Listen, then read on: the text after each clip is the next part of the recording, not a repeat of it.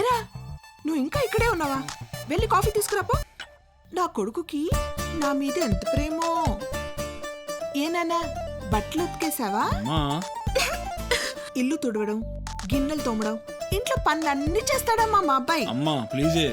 Job తప్ప. అమ్మా నీకు తెలిసిన జాబ్ చేసే అమ్మాయి ఎవరైనా ఉంటే చెప్పమ్మా పెళ్లి చేయడానికి.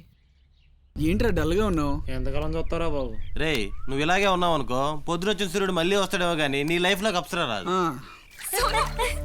అవునరా, ఊహలు బలి ఉత్తేజాన్ని ఇస్తాయి, నిజాలేరా నీరసాన్ని ఇస్తాయి. వాయ్ అబ్బా, ఇలాంటి ఫిలాసఫీలన్నీ ఆపి నువ్వు ఏ బిజినెస్ చేయాలనుకుంటున్నావు ముందు చెప్పు.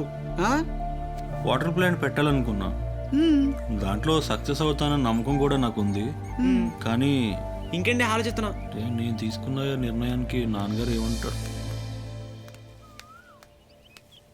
నువ్వు పెట్టాలనుకుంటున్న బిజినెస్ చిన్నదా పెద్దదా నేను చూడనురా. ఒక మనిషి విలువ పెంచేది వాడు చేసే పని, ఉండే పొజిషన్. నువ్వు కష్టపడి పనిచేయి, సక్సెస్తో పాటు పొజిషన్ ఖచ్చితంగా వస్తుంది. రే నువ్వు సక్సెస్ అవడమే మాకు కావాలి. అవును శేఖర్, నువ్వు చెప్తున్నది కరెక్ట్. వాటర్ ప్లాంట్ బిజినెస్ అనేది మంచి successful business. Good decision Sadiq. నాకు తోచిన సహాయం కూడా నేను చేస్తాను. All the best. నానా వీడు ఇంకా పడుకోలేదేంటి?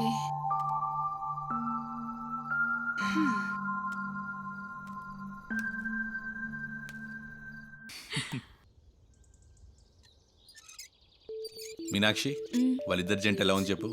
బానే ఉంది, కానీ ఎందుకు అడుగుతున్నారు? విశాల్ నాకు చెప్పాడు, అప్సర అంటే తనకు చాలా ఇష్టమని. అప్సర అభిప్రాయం కూడా తెలుసుకోవాలి కదండి. ఒప్పుకుంటుంది అనుకుంటా. విశాల్ నా బెస్ట్ ఫ్రెండ్. వాడి గురించి నాకు చాలా బాగా తెలుసు. మంచి అబ్బాయి, మంచి ఫ్యామిలీ కూడా. యాక్చువల్లీ నేను ఈరోజు ఎగ్జిబిషన్కి వెళ్దాం అనుకున్నాను. నువ్వు వస్తావా? పైన ఎండ ఎక్కువగా ఉంది కదా, యా యా. బాగా ఉక్కు వస్తుంది. ఏ సాదిక్, బాగున్నావా? బాగున్నానంటే. ఏంట్రా ఇంటికే రావడం మానేసా? ఓ, బిజినెస్లో తమరు చాలా బిజీ అయిపోయారన్నమాట, అంతేనా? అదే అండి, కొంచెం బిజినెస్ పనుల్లో పడి రాలేకపోతున్నాను. సరే సరే, వీలుగా ఉన్నప్పుడు ఒకసారి ఇంటిరా, సరేనా? వాటర్ ప్లాంట్ అంట, తొక్కలో బిజినెస్. దీన్ని దక్కించుకోవడానికే కదా.